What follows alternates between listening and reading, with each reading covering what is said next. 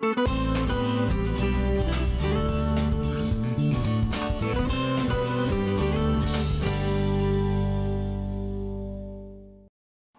everything was great. We were a very close-knit community school, very close relationship between parents and school, and lots of good times. And the center of it all was a wonderful staff that taught here. I remember my teachers, and I remember all of them.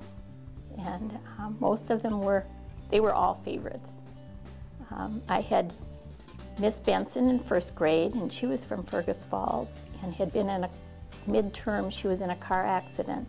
So she left teaching for a while, but she did return. And then my second grade teacher was Miss Nicholson, and she was also the principal at the time. And she lived in a big white house just east of Washington School, which is now, I believe it's called Silver Birch Senior Apartments.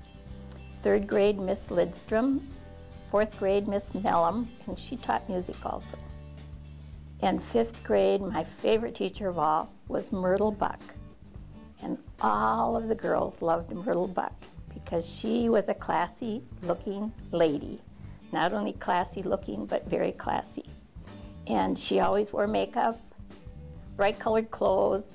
She wore shoes that clicked on the wooden floors when she walked. And she was just wonderful. And she was from Detroit Lakes. And but when she left teaching, she, I think she got a job as a sales representative. But she continued to live in Detroit Lakes. And she just passed away, you know, maybe 5, 6 years ago, not too long anyway. She was everybody's favorite teacher.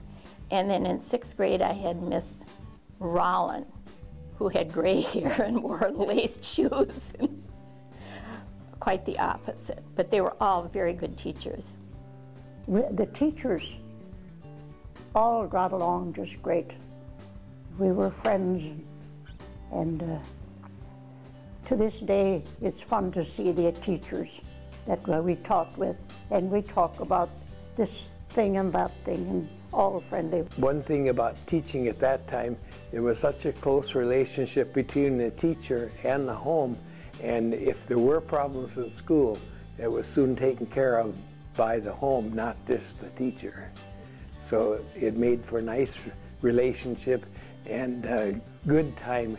Our teachers taught us a lot of manners and a lot of things that I'm sure nowadays you have special class maybe for those things, but we did learn a lot of things, and I think we retained almost everything we learned back then in elementary school.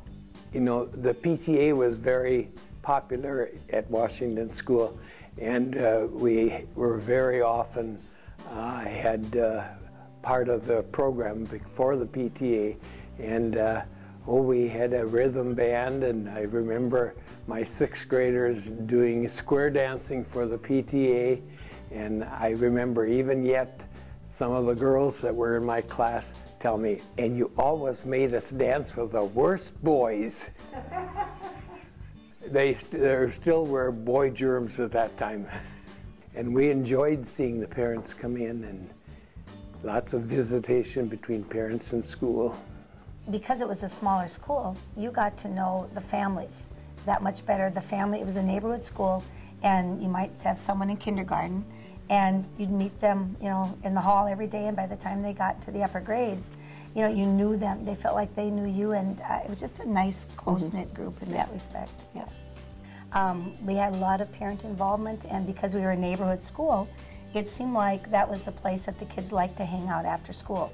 Our own kids were young at the time, and so it seemed like we'd tell the kids they had to go home for a few minutes, and then they could come back, and then the kids played on the playground, you know, a couple, 3 hours after school. And it just seemed like everyone got along well, and everyone knew what they, you know, what they should do and what their roles were, whether it was football or whether it was, you know, just some active games that they played.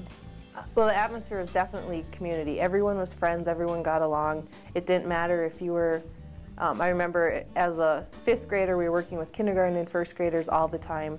A lot of community building that way. It didn't matter what grade you were in or who your teacher was. You had the opportunity to work with a wide variety of people and individuals.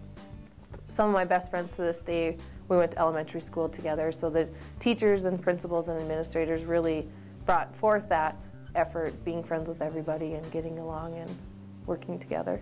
I guess just instead of feeling like a school, it felt more like a family. You know, I remember we had the old playground up until I was in, I think, 2nd or 3rd grade. And then, you know, we had a weekend where everybody, you know, the teachers, you know, my parents, other kids' parents came and, you know, they helped put together this new playground for us. And, you know, they volunteered their time to do that. You know, teachers have Saturday and Sunday off, you know, but they came to help out. And it just felt more like a family. And even when I went into middle school and high school, you know, you'd see them around and they still, you know, if I see them, they'll ask, you know, like, how are you doing? What are you doing? So I think it was a really special and, you know, unique place to be. I became principal at Washington School in 1990, and I was there through the close. So, you know, my memories of Washington School really have to do with the great people that occupied that school, the great staff, and the families that had their children go to Washington School. And, you know, it was a great, unique experience to be able to work with that group of people, and also, you know, to be able to be in a school where it had a lot of history. You know, that was the oldest school that was occupied at that time for Detroit Lake Schools, and so that was kind of unique. The other thing, I guess, that was a good experience, even though I always, when I think about it as a sad experience, and that is when we ended up having to close Washington School. So we had you know, it was a sad experience that we had to close it, but it was a great experience of how, you know, we accomplished that with the families, because we really wanted to make people, you know, feel good about that they had a part in being at that school. I remember one of the last days we were there, our entire student body and staff went around the school and kind of gave it a hug, you know, the building, because, you know, the building was a unique building. It had been around for that long of a time, and so we wanted to say goodbye, but really it was goodbye to all of those relationships we had built with the families, with staff, because following that, of course, kids went to different schools. They went either to Rossman or Roosevelt School, and same with the staff. So that whole group of people weren't there together, or weren't together again, have never been since that time. So having a 100-year celebration, having a School of Excellence Award, all in that final year was kind of a unique experience that I guess I would say would be a highlight of my career as a principal. I know I always had pleasant memories of Washington School anyway.